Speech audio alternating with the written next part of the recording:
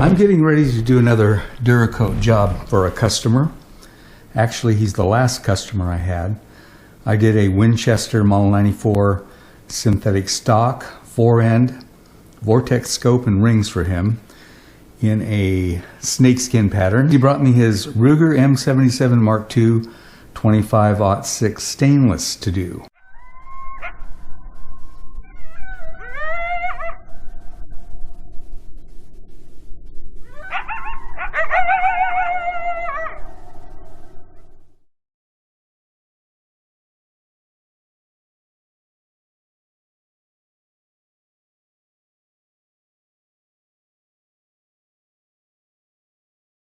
He wants the barreled action trigger guard, floor plate, rings, and the bolt handle done.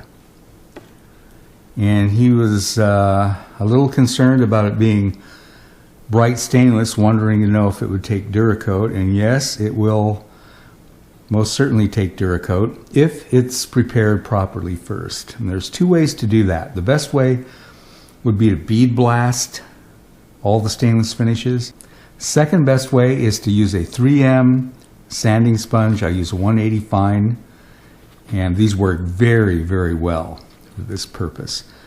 It'll take off a finish, or in this case, it'll nicely rough up the stainless finish.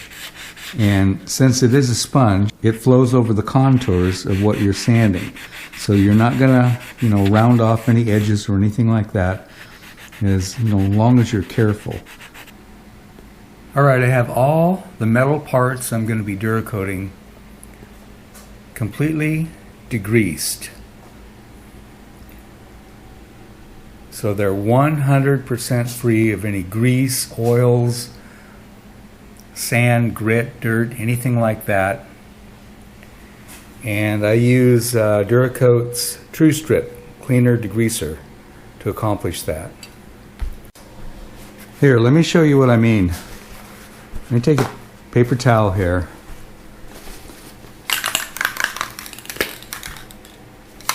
I'll put some of the True Strip on it.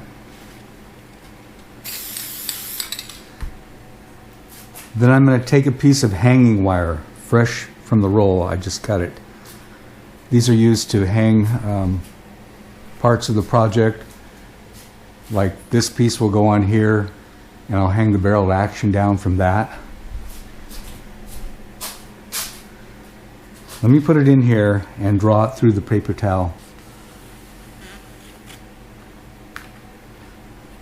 And there you are. That's how dirty, oily, and greasy this is straight from the factory, the manufacturing process.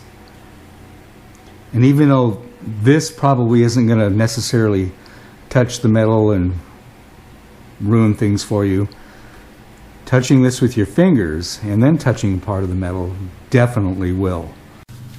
Okay, I've got my first little pot of DuraCoat mixed. It's 4 tablespoons DuraCoat, 1 teaspoon hardener, and a ½ teaspoon each of reducer and retarder. That's the formula for what I call the big bottle. Got my barreled action hung up, trigger guard hung up. On this one, I can just unhook it and hold it by hand, do it, and then put it back up. The rings and floor plate basically get DuraCoated down here, and they dry, and then they're turned at a different angle and shot from a different angle. And the bolt, I do holding on to it. I do have to find something to rest that on. I'll have to. Usually I get a box of ammo for that.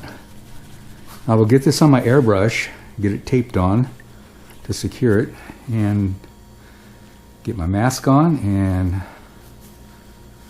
we shall begin. Here's how everything turned out from yesterday's DuraCoating session. The barreled action, bolt handle, trigger guard, hinge floor plate, and the scope rings, all done in number 16 snow gray. And everything just went perfectly. Got a beautiful finish laid down on all these previously bright stainless steel parts.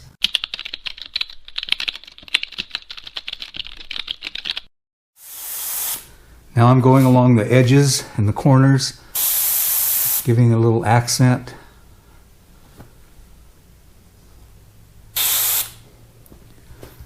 Don't want to cover it 100% either. The trick to doing these patterns is knowing when to stop. It's pretty much the trick to any camel pattern. If you get carried away, it can end up looking really crappy.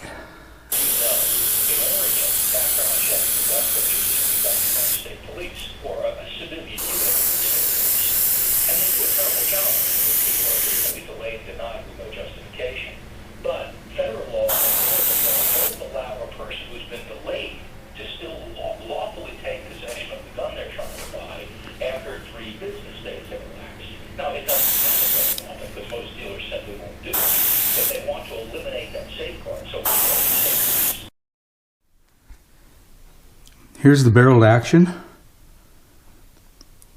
with the bolt DuraCoated and the rings and bases. And this finish perfectly matches the customer's previous project he had me do. Here's the trigger guard and the hinged floor plate. Very attractive colors though, much more attractive than I really personally thought they were going to be.